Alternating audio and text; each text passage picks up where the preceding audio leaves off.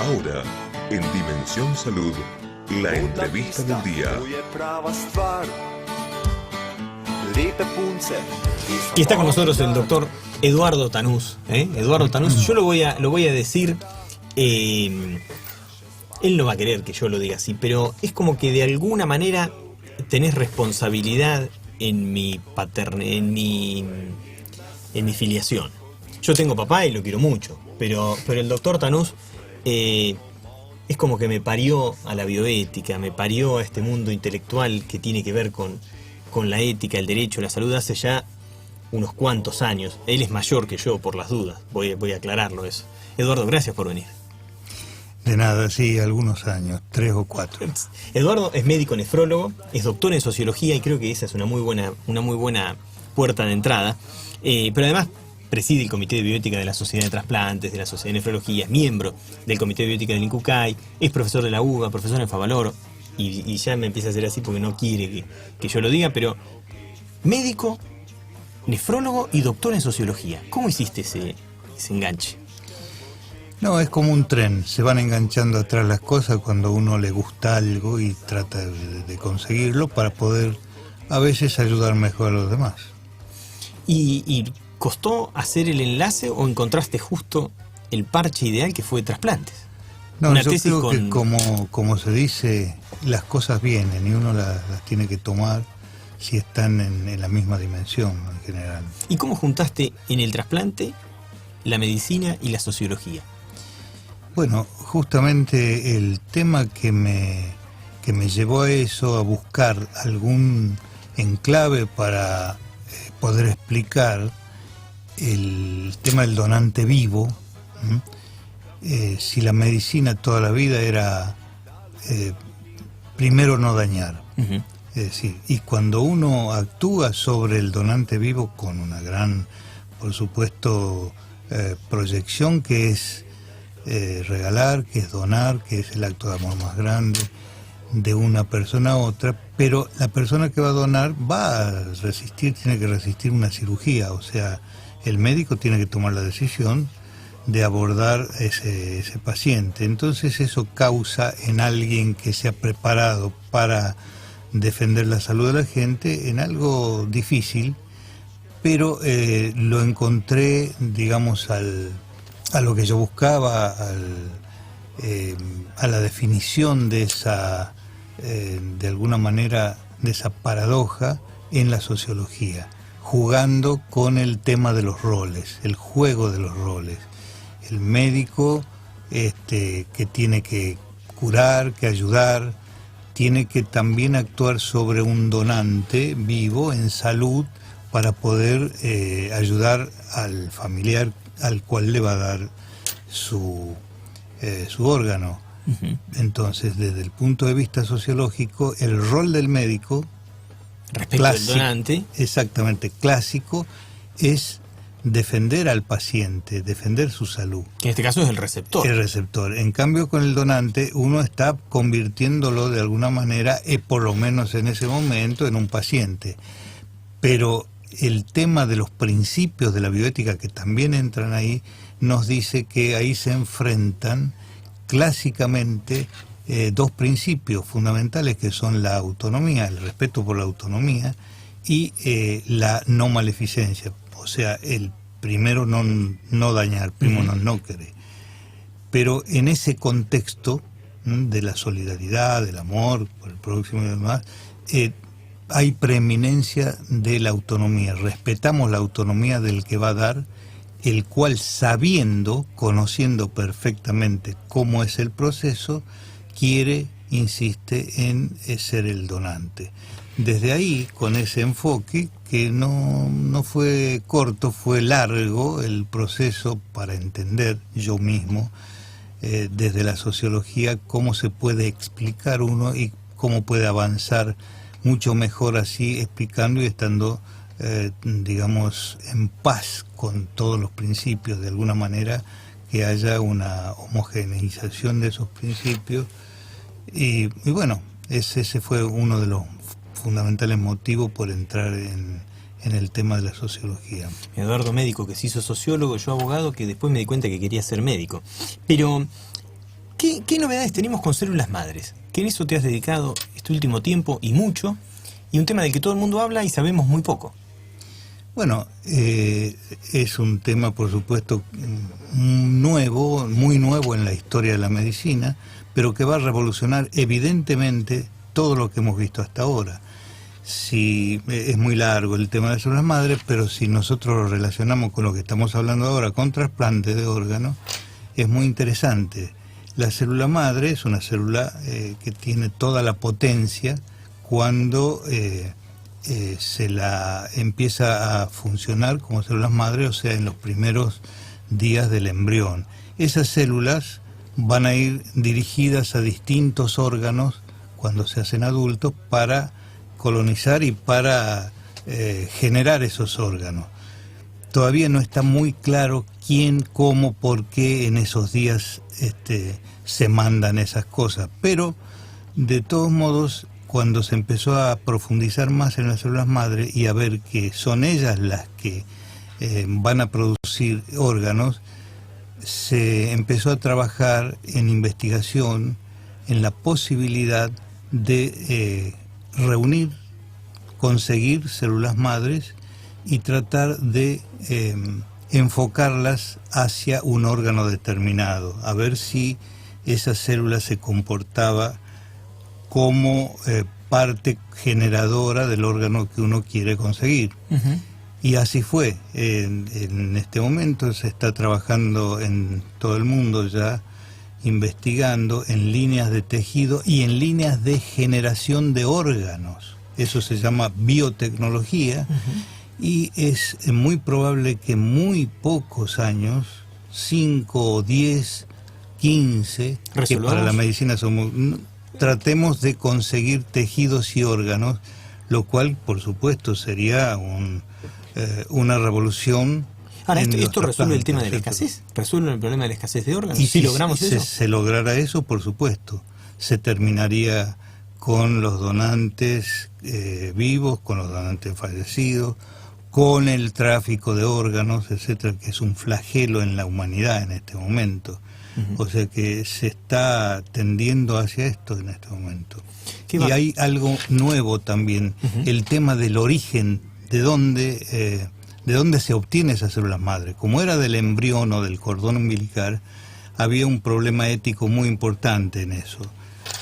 Pero en el año 2006, un investigador japonés, Yamanaka, descubrió o vio la posibilidad de reprogramar las células. ¿Qué quiere decir eso? Tomar de cualquier lugar del cuerpo periférico, por ejemplo, del celular subcutáneo, una muestra y llevarla para atrás en el tiempo y esa célula adulta convertirla en célula madre y eso desde ahí volver. Rejuvenecimiento celular, ¿no? O reeducación celular, ¿se le llamó algo así? Sí, reprogramación celular se llama. En el y ahí entonces no tendríamos el problema con el embrión, que eso que en algunos lugares genera problemas. Exactamente, no haría falta embriones, porque serían dos grandes temas solucionados. La fuente de obtención, no hace falta el embrión, y el otro tema es la inmunología ya no haría, digamos, la gran falta que hace en este momento, porque se sacaría una muestra del mismo paciente y al cual se le pondría un tejido o un órgano de ese mismo paciente, lo cual no generaría el rechazo. ¿Y económicamente esto es muy costoso? Digamos, por supuesto ahora estamos investigando, pero después, ¿los costos bajarían? No sé, estamos proyectando al futuro. Bueno, ¿no? Es muy difícil prever, pero bueno, estamos... ¿Serían terapias al alcance de todo el mundo o serían muy costosas? Estamos en etapa de investigación y es muy interesante señalar que un tema importante que ya ha comenzado, la regeneración de un programa de regeneración que se llama Programa Placema, Plataforma de Células Madre, ya está haciéndose acá en la Argentina con muy buenas posibilidades, y solamente se hace en Canadá, en algún lugar de Estados Unidos y en la Argentina. Pero los costos evidentemente no no se pueden en este momento dimensionar. Porque Y recién estamos en una fase de investigación que todavía no hemos probado en humanos. Esto no está todavía probado. no está probado, y eso sí tiene que ser de alguna manera controlado y vigilado por las autoridades y por los comités de ética. Sin duda. Eduardo, te llevo ahora órganos sólidos de vuelta. ¿Por qué la gente no dona sus órganos? Bueno, la gente, el tema de la donación, el tema de cualquier tipo de órgano, es parte, digamos, es objeto de la investigación y del análisis del derecho, fundamentalmente, como algo personalísimo, como una cuestión que tiene que pasar por los 4 principios generales de la ética. ¿Por qué? Porque uno no quiere que nadie desde afuera, desde el exterior, ni lo obligue, ni lo persuada. En bioética es prácticamente prohibido la palabra persuadir o tratar de llevar a un destino que uno, por más que lo quiera, no le gusta que desde afuera. Sí le interesa al individuo estar en conocimiento profundo de todo. Yo creo que para mi criterio, uno de los motivos principales que la gente no dona es que no hay información, pero por detrás de eso, más importante todavía, no hay formación. Yo creo que el tema de los trasplantes, el tema de la donación en los trasplantes debería estar presente absolutamente en los 3 niveles de la educación: primaria, secundaria y terciaria. En eso ha habido ahora una reciente iniciativa en la provincia, ¿no?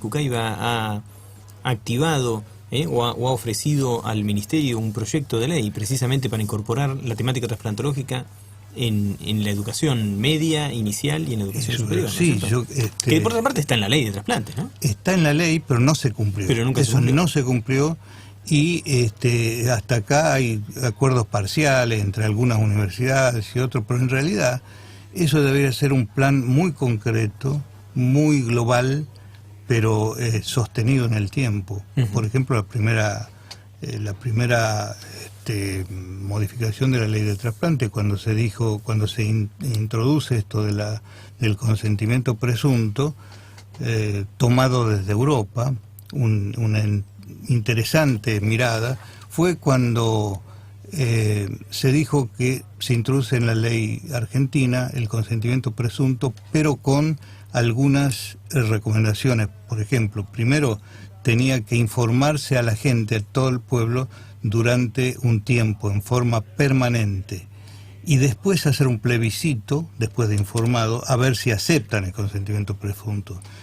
Eso no se hizo, y directamente se introduce el consentimiento presunto, y a mi criterio la gente no le gusta que por ley le digan que tiene que dar, tiene que ser. Sí. Hay muchas otras formas de hacerlo. Aparte, y fundamentalmente la educación. El consentimiento presunto como una estrategia que no es idónea para incrementar el pool de donantes en la instancia cadavérica. Por como supuesto. Un argumento técnico quizá el más fuerte. Exactamente. Yo creo que vuelvo a la educación. Yo creo que la educación y el debate en la mesa familiar. Sin duda. Por aparte, se han puesto de acuerdo las religiones en torno al trasplante y no nos podemos poner de acuerdo. ¿Cuál es la traba que tenemos? ¿Por qué no nos podemos poner de acuerdo? Ya ahora me voy en términos de política de Estado, ¿por qué nadie le da bolilla a este tema? Porque nadie se pone en el lugar de como de toda la cosa, Elian, el que no ha pasado por el tema, claro, no va a tener. O sea que hasta que no pensemos que podemos ser receptores, hay que invertir la lógica, ¿no? Exactamente. Cuando uno lo ve de cerca, lo siente de cerca, entonces yo me acuerdo perfectamente a partir del año 63, por ejemplo, ya estamos hablando del siglo pasado, pero cuando muchos de los problemas que vemos ahora en los hospitales, en los médicos, en la remuneración de los médicos, en la investigación médica, que también existía entonces, pero había algo distinto. El ejecutivo, el presidente de la nación era médico. Y en ese momento, esos 3 años que duró ese estado, fue brillante en los hospitales, en el desarrollo de los programas de educación y de medicina. Y si no, cualquiera que vea en los programas y los presupuestos que había. Este año eso, ¿no? Se cumplieron 50 años del derrocamiento, ¿no? Hablamos sí. de don Arturo Illia, ¿no? Estamos hablando, se ve que uno ya pasó algunos años. Porque sí, y ustedes habrán notado que Eduardo es extranjero, es salteño, ¿no? Es de Salta. ¿Por qué te hiciste médico? Ahora te llevo a otro lado. ¿Por qué te hiciste médico? No, por otras causas. Mi hermano era médico, médico rural, bien, de pueblo. Y ahí vi que la entrega que había del médico realmente con el que necesitaba, con el que pasaba, con el que sufría, y me tocó acompañarlo desde chico muchas veces, y yo no veía en el horizonte absolutamente ninguna otra profesión que no fuera médico. En la Universidad Nacional de Córdoba. En la Universidad Nacional de Córdoba. Y después, acá en Lanari vino después. Sí, tu llegada a Buenos Aires fue al Lanari. Fue al Instituto de Investigaciones Médicas, que en ese momento lo dirigía Lanari, hombre muy reconocido en la investigación en la Argentina y en el mundo en ese momento. Ahora una personalidad fantástica, muy exigente. Y eso en ese momento mucho no nos gustaba, tanto control y tanta exigencia, pero ahora nos damos cuenta que era necesario, ¿no? ¿Un recuerdo de tu infancia? Un recuerdo de mi infancia. Cuando me dicen así me acuerdo fundamentalmente de mi perro Bobby, un nombre distinto para perro, pero me acuerdo, es más, el recuerdo más reciente que tengo de ese perro es que cuando en el consultorio nos obligaron ahora, hará meses, a utilizar el ordenador, la computadora para todo, tenía que decir una contraseña. Le dije a la secretaria que me venía a pedir esa contraseña, se me ocurrió Bobby. Me dice, qué vulgar. Y era el recuerdo más caro de tu vida, ¿eh? Exactamente. Sí. ¿Cómo te imaginas el futuro, Eduardo? ¿El futuro en general o el futuro de algo en particular? El futuro en general y para los trasplantes en particular. El futuro de la Argentina, pienso, ¿no? Pero y después para los trasplantes. Allá. Yo creo que el futuro no es algo que nos viene, como decía Durkheim, que se nos impone. Él decía que se nos impone la sociedad, pero la sociedad es actual. Yo creo que el futuro es algo concreto que lo edificamos, lo armamos nosotros. Y bueno, ahí uno no deja de aprovechar esa pregunta para decir, ya que lo armamos entre todos, armémoslo bien. Si no nos interesa tanto para nosotros, para nuestros hijos, porque es así. Sería triste que yo en realidad tengo que hablar de nietos y pronto de bisnietos, pero cuando ellos me digan y me pregunten ¿y qué hicieron? ¿Por qué hicieron esto? Ahí va a hacerse un círculo bastante vicioso esta pregunta. Sí, ahí cierra, ¿no? Ahí cierra la pregunta. ¿Y los trasplantes en lo inmediato que tenemos que cambiar la ley, por ejemplo? ¿Hay que ajustarla o no?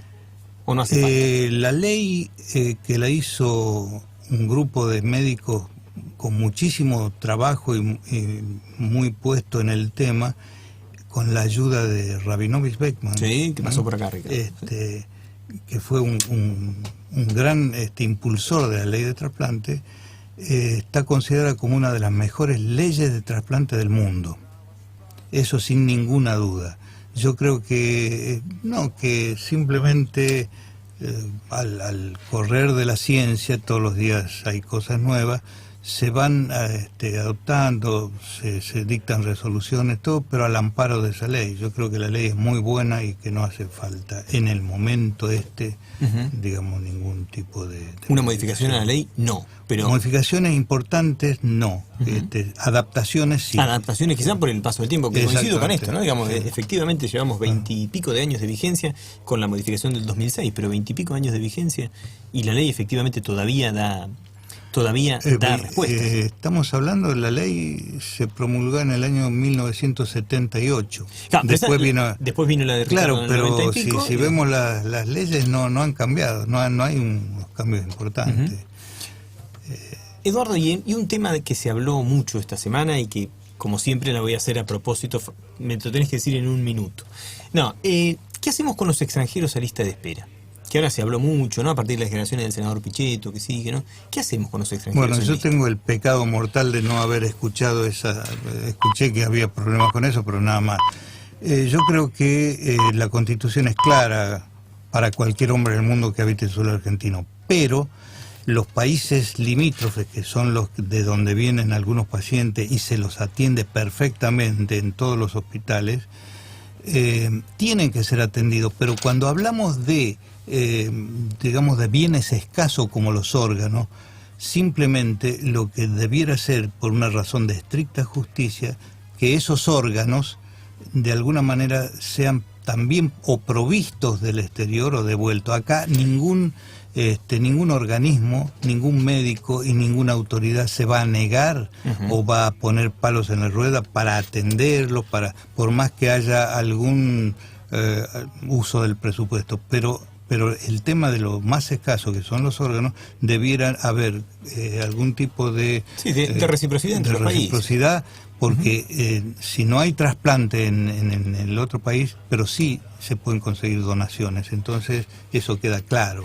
Eso yo creo que no debiera haber controversia con eso.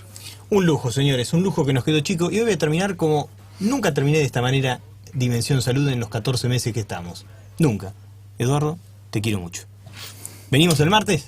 Chau. Te acompañamos donde